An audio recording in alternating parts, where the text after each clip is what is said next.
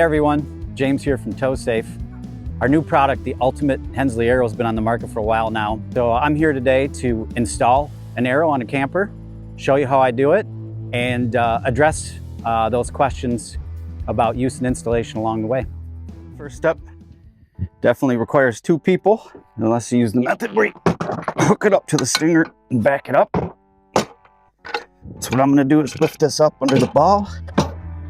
You're gonna clip that back. The next step is to get the frame brackets and the struts lined up. In order to do that, you wanna have the white alignment tabs straight in the middle here. So what I like to do is attach the struts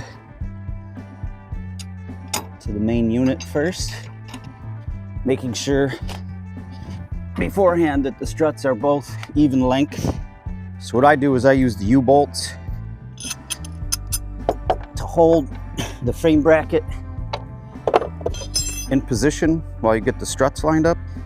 And then when you're putting the frame brackets on, again, you've already made sure that both struts are of the same length. When you start, I just use the U-bolts to hold the frame bracket in place while you're getting everything aligned. You don't have to actually bolt them down. So now I just do the same thing on the other side. When you're looking at proper alignment of the strut, you want it both parallel and level with the frame itself that way, which we're in good shape, so that middle hole is the right hole to use. So now you can see we have a much better angle relative to the frame. So the next step is to now set the frame brackets, fix them to the frame. So what I want to do is take those alignment tabs, center it right along the axis of the ball. So now you can see everything's lined up. That makes it even. That tells you where your frame brackets want to be. No measuring needed. The struts kind of set you up for that. I start each set of nuts on the U-bolts by hand, but it's quite a long thread. So typically what I'll do is just use a drill, cordless drill, just to set them up and snug them. And then what you have to use is a torque wrench to torque it to the proper torque. Just a note, and I'll note it again, it is not recommended and actually would void the warranty if you're using an impact wrench anywhere on the system for installation or adjusting the jacks, which I'll get to in a sec.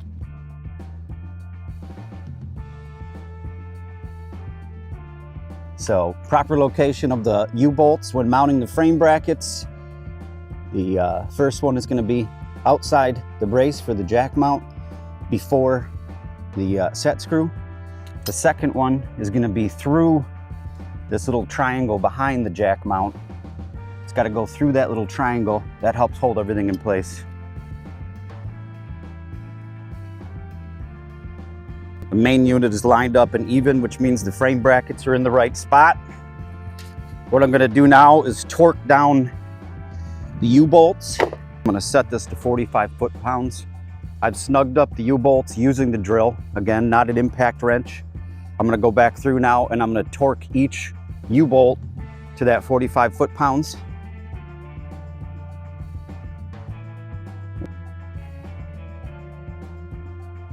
So the next step is the set screws.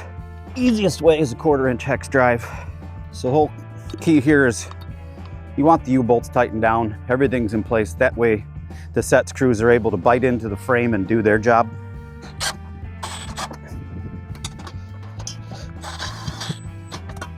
So once you've tightened the set screws down and they're in position, you know they're biting into the frame, you're going to use 3/4 inch wrench. This is what's called a jam nut. So by tightening that jam nut down, it ensures that the set screws can't loosen up. Now those jam nuts are in place, the set screws aren't going anywhere, and the frame brackets aren't either. All right, so that's the frame brackets. The next step is just to set the struts, which again are the key to the no sway system. This is what's doing all the work right there. You got a left hand and a right hand rod end with matching nuts, matching jam nuts. They will be, the left hand will be denoted with a little pink paint marker. You can also check the jam nut that's the left hand thread will have a little arrow on it pointing in the right direction to spin, and that will differentiate between the left and right rod ends. You can see I can just freely spin this. So what I'm doing is I'm actually shortening this strut up just ever so slightly to make sure that it's right. Once I get that in place, you're holding the strut and tightening the jam nut at the same time.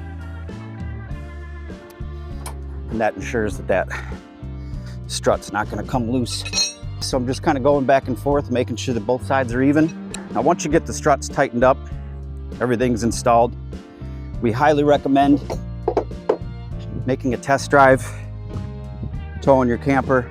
Typical in the first test drive is that you might get just a little bit of shift in one or the other of the frame brackets. That's just that set screw kind of finding its home. After that first shift, you're going to come back and you're going to just tighten up, even up the struts, tighten up the frame brackets again, and it shouldn't move. It should never move. So now it's the jack install. So you want the jack installed forward of the frame bracket on the side of the tow vehicle. And another good way to know that you've got the jacks oriented properly is the spring plunger that locks the jack from rotation is pointing forward because it's easiest to access that way. Now we're going to go with the spring bars. So I've got the spring bar. What you do is you basically push straight up. There's a spring-loaded zerk in there. It pops into a little groove and it's good to go. Prior to that, you are going to want to grease that spring bar, and then after install, you're going to want to attach your grease gun to this zerk fitting and just fill that entire tube with grease until you start seeing it come out the bottom. It's the best way to do it. You can't over grease it. So just a little pin and cotter holds the jack onto the spring bar. We'll do the same thing on the other side. Essentially, what you want is 3 holes showing. You can raise this up further. If you're having trouble getting full tension on the spring bars, you can raise it up a little bit. But this is the basic setting that seems to be the best and is recommended in typical applications. The last 2 things that we're going to do here in terms of the install before we get into the hooking and unhooking is, because the arrow, this main unit, is a bit longer, you need to extend your safety chains as well as your 7-way plug.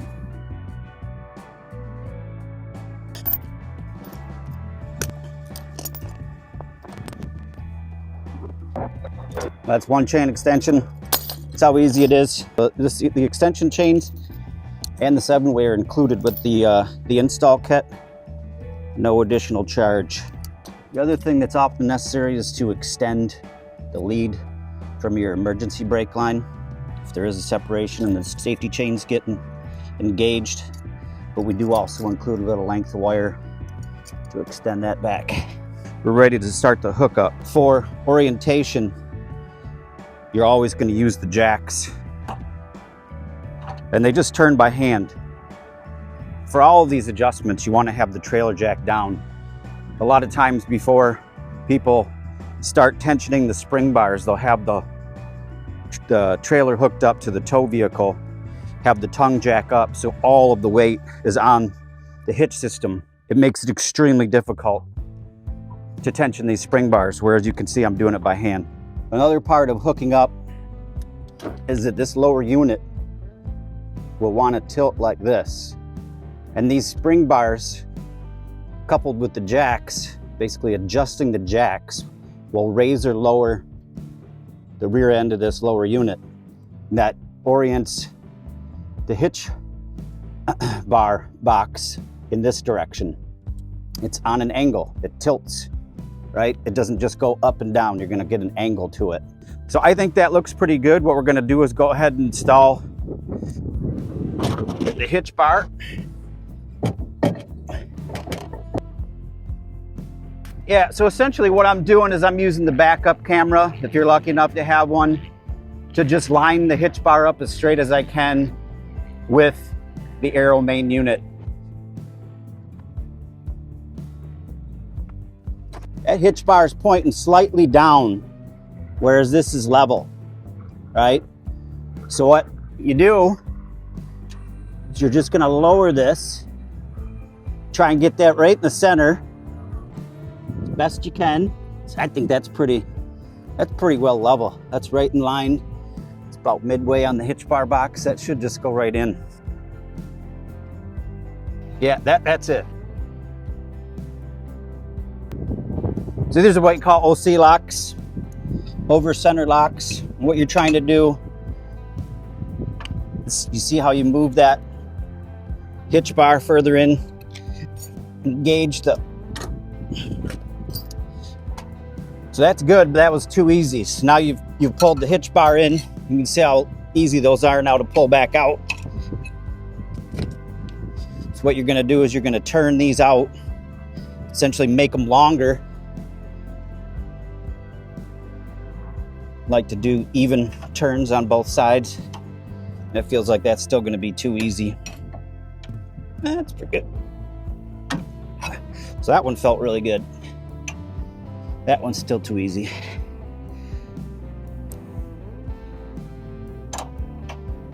Still too easy.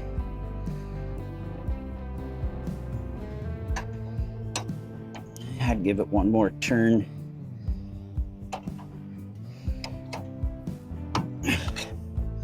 So, as a safety measure, what you want to do is kind of go back and forth again. See how that one loosened up? It just keeps pulling the hitch bar farther in. So again, I am going to turn this out to make the rod end longer.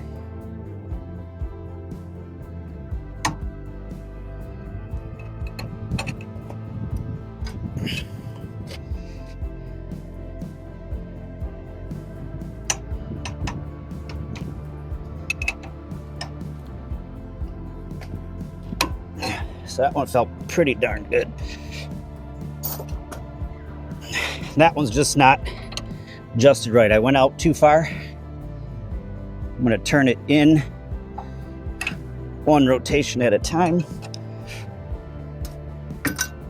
So that's good. Now I'm just going to check this side to see if it loosened up at all. And it didn't. So that's a good hook up there.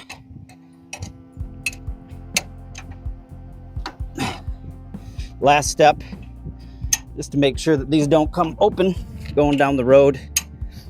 So the proper routing of the safety chains is hugely important. So the proper routing is both safety chains are going to go between the spring bars and under the main unit.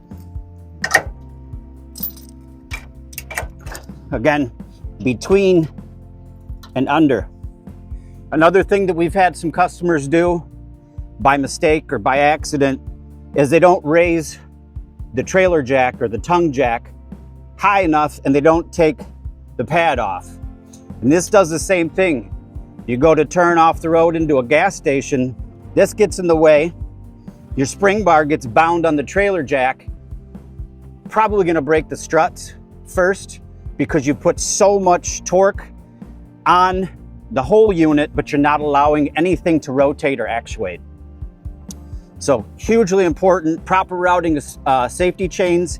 Always get that tongue jack or trailer jack as high up as you can and then remove the foot and ensure that you have clearance so that those spring bars can float freely underneath. So the last step, now that we're all hooked up, is to get your proper weight distribution. You have 3 little indent marks here, 1, 2, 3. Now, we recommend you getting the jacks pulled all the way up to that bottom line. The reason we have a couple of lines is just to mark, again, not every application is exactly the same, but in a typical setup, you want to get these jacks pulled all the way up to that bottom line. You can see they're very loose right now. you're making sure that the tongue or jack or trailer jack is down. It's taking the weight off of the system. That's what allows you to just rotate this by hand. So again, this is just a regular cordless drill. You can tighten these by hand and then finish it off with the wrench. If you want to speed things up a little bit, that gets you a lot closer faster, and then you finish it off with the wrench. This is a drill. This is not an impact wrench. An impact wrench most likely will snap that nut off. We've had it happen. It is not the fault of the welding or the steel. It is just simply too much torque, and it's not, the impact wrench is not intended for an application like this. Do not use an impact wrench. So I got that pretty tight. Any tighter and it's gonna start torquing your wrist. I'm gonna stop real quick and see how I'm doing. So I'm already past the top line, approaching the middle line here. Now I'm at the middle line and I'm gonna keep going so I get to that bottom line. So I'm pretty much at that line there. Now once that's tightened up and that's the tension you want, what you're doing is you're just turning that locking pin.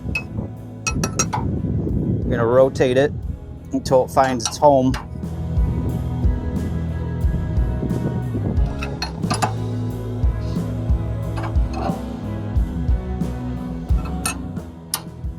I don't know if you heard that, but it clicks. It's in place.